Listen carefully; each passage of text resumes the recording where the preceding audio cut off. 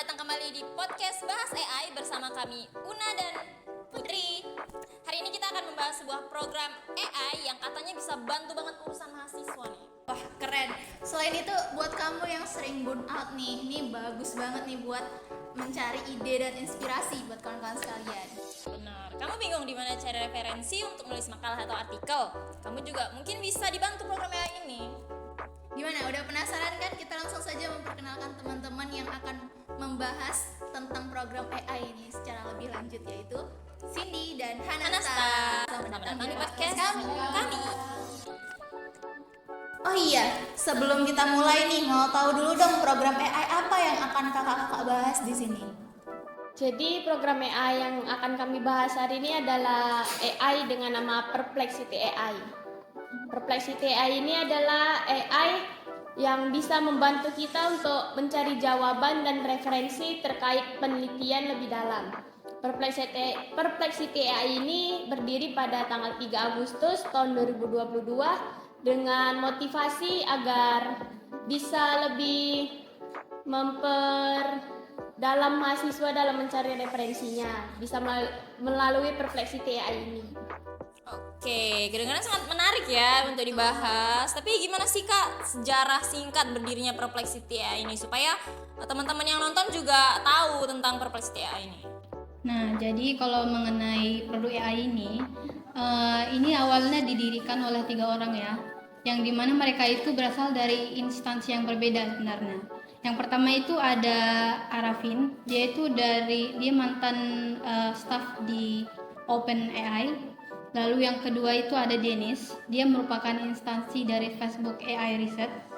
Dan yang ketiga itu ada Andy sendiri, yang dimana dia ini adalah salah satu pendiri dari Databridge. Nah, jadi mereka ini berhasil Mereka berhasil menarik investasi dari berbagai investor terkemuka.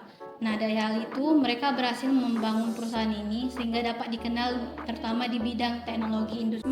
Keren banget ya. Terus katanya Perplexity AI ini kan digadang-gadang bisa membantu mahasiswa nih. Kira-kira fitur apa aja sih yang menonjol dan membedakan dengan program lain gitu? Nah, tentu mereka kan pasti memikirkan ini ya. Jadi kalau untuk produk ini, mereka memiliki 3 fitur yang menonjolkan dan berbeda dari produk yang lainnya. Yang pertama itu terletak di bagian mesin pencariannya, dimana kalau kita menggunakan fitur ini, kita bakal mendapatkan jawaban yang relevan dan sesuai dengan kebutuhan pengguna. Lalu yang kedua itu ada kemampuan melakukan riset, yang dimana bisa dikaitkan dengan berbagai platform seperti Wikipedia dan YouTube. Lalu yang ketiga itu ada fitur pengeditan pertanyaan. Nah, misalnya kita mengajukan pertanyaan, tapi kita merasa pertanyaan yang kita ajukan ini kurang relevan, jadi bisa diketik ulang di kolom yang sama, begitu. Oke, terus cara menggunakan Perplexity AI ini gimana nih caranya? Kalau untuk cara menggunakannya, kita bisa akses di web, terus mengunduh aplikasi di smartphone, dan juga bisa menggunakan ekstensi Chrome. Kita search saja situ Perplexity AI, nanti dia akan keluar yang kayak HTTPS bla bla blanya. Lalu kita buka aplikasinya dan kita masukkan pertanyaan apa yang kita inginkan. Misalnya apa itu sastra, nanti dia akan keluar jawaban dari apa yang kita tanyakan. Aksesnya mudah ya Kak. Terus kira-kira apa sih keunggulan utama dari program Perplexity AI ini? Jadi sebelumnya kan sudah saya jelaskan ya, kalau produk ini punya salah satu fitur namanya fitur memberikan jawaban. Jadi salah satu yang membedakan dan menjadi keunggulan dari produk ini adalah bisa memberikan jawaban yang relevan sesuai dengan pertanyaan yang diajukan oleh pengguna. Jadi selain itu juga produk ini didukung oleh teknologi menggunakan berbagai bahasa, terutama bahasa Indonesia. Jadi berbagai negara bisa menggunakan sesuai dengan bahasa mereka begitu. Oke, tapi yang namanya ciptaan manusia nih ya kan nggak mungkin sempurna gitu. Jadi ada nggak kekurangan dari Perplexity AI ini? Kalau kekurangannya pasti ada.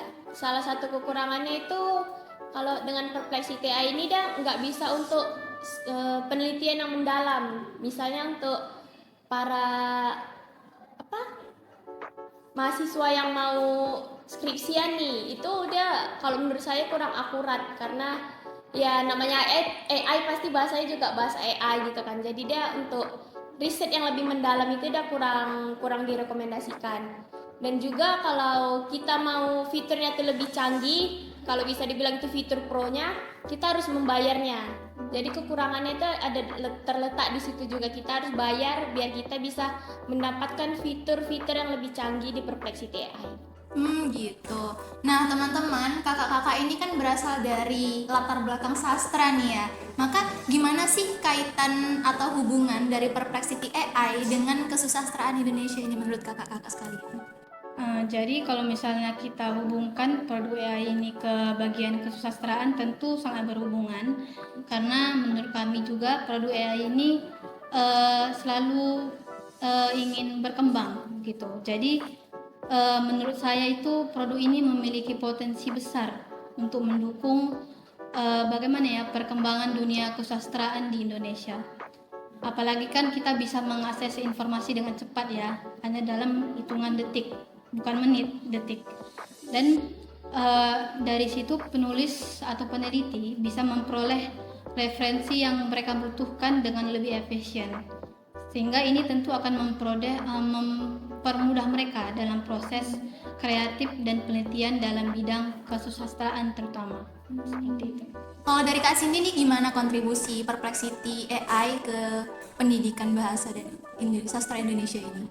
Kalau kontribusi Perplexity AI ke bahasa dan sastra ini mungkin sangat efektif ya, karena kita sebagai mahasiswa maupun siswa atau para guru dan dosen mungkin juga bisa mencari sumber informasi, mencari bahan bacaan terkait untuk tambah-tambah lagi tekan bahan bacaan, bisa menggunakan Perplexity AI ini. Dan juga misalnya kalau ingin melakukan penelitian, tapi bukan penelitian mendalam seperti skripsi ya, misalnya penelitian bicaralah makalah, kita bisa mencari referensinya di Perplexity AI, karena Perplexity AI juga akan tercantum citasinya, dan itu bisa untuk daftar pustakanya juga. Bagus. Tapi kan kakak-kakak nih udah pelajarin tentang Perplexity AI ini secara mendalam dong pastinya. Tapi mau tahu dan kira-kira menurut kakak-kakak Cindy dan Kak Hanasta, ada nggak sih potensi untuk diadakannya kolaborasi antara Perplexity AI ini dengan pendidikan di Indonesia? Kalau menurut saya pribadi tentu ada, karena kan dia juga sudah bisa, seperti yang saya jelaskan sebelumnya, dia juga memiliki hubungan besar dalam mendukung bidang kesusastraan Indonesia, dan tentu juga dalam pendidikan. Kenapa saya bilang begitu? Karena di pendidikan sekarang ini kan kita memerlukan teknologi yang berkualitas tinggi untuk mendorong pendidikan lebih maju, menurut saya begitu. Nah, dengan teknologi tinggi yang dimiliki oleh prodi ini akan mendukung kolaborasi antar institusi pendidikan dan produk AI ini, di mana kolaborasi ini dapat diintegrasikan ke dalam kurikulum dan digunakan sebagai alat bantu pengajaran, terutama untuk gurunya atau dosennya begitu. Keren ya, keren. Nah, terus kan Kak, di sastra Indonesia ini kan ada peneliti, ada juga penulis. Jadi kira-kira gimana ya peran Perplexity AI ini dalam membantu penulis, dalam membantu peneliti, dalam menemukan idenya Kak, referensinya, atau semacam itu Kak? Tentu di Perplexity AI ini juga bisa menjadi sumber inspirasi bagi para penulis dan juga para peneliti sastra tentunya. Dengan kemampuannya mengakses berbagai informasi secara tepat dan cepat, teknologi AI ini bisa membantu mereka untuk menemukan referensi yang relevan. Terus bisa juga mungkin mencari ide-ide untuk judul lah ya, kan namanya menulis pasti akan ada judulnya, dan juga bisa memperkaya wawasan mereka. Itu sangat penting sebagai proses kreatif dari seorang sastrawan dan juga peneliti sastra. Makanya Perplexity AI ini salah satu aplikasi yang sangat unggul di AI lah ya. Kan kita juga tahu banyak aplikasi AI lain selain Perplexity, tapi Dengan Perplexity saja kita sudah bisa menggali banyak informasi, apalagi untuk para sastrawan dan juga peneliti sastra gitu. Oke, pertanyaan terakhir nih. Terakhir banget. Masalah yang menurut kami sedikit krusial nih ya. Apakah Perplexity AI ini bisa mempengaruhi kita, cara kita mengajar dan belajar bahasa dan sastra Indonesia di masa depan gitu? Kalau menurut saya, kalau kita bicara soal di masa depan, tentu bisa akan mempengaruhi cara kita belajar dan mengajar. Dimana kan teknologi ini dapat menyediakan sumber daya belajar yang lebih dinamis dan interaktif. Dan tentunya kalau misalnya dapat membantu secara dinamis dan interaktif, itu akan membantu gurunya dalam menyampaikan materi kepada murid-muridnya atau mahasiswa, serta memberikan siswa akses yang lebih luas lagi untuk mengakses informasi, lebih dari yang biasanya bisa mereka akses begitu. Nah, ini akan menciptakan lingkungan belajar yang lebih inklusif dan mungkin akan berorientasi pada pengembangan kritis dan kreatif siswa dan mahasiswa juga begitu. Oke, wow, terima kasih banyak ya atas wawasan dan penjelasannya untuk Kak Hanasta dan Kak Cindy. Oh, luar biasa loh. Kalau kata orang tuh bahasanya daging banget ya Kak Silvi. Semoga ini bisa menjadi wawasan baru juga untuk kita teman-teman, apalagi di era yang serba digital ini. Kita udah nggak asing dengan AI tadi ya Kak, ya kan Kak? Benar. Oke, sama-sama. Terima kasih juga kepada Kak Putri dan Kak Una yang sudah mengundang kami sebagai pembicara di podcast kali ini. Semoga ilmunya bermanfaat. Baik, demikianlah pembicaraan kita tentang Perplexity AI dan dampaknya terhadap kesusastraan dan pendidikan di Indonesia. Sampai jumpa di episode selanjutnya.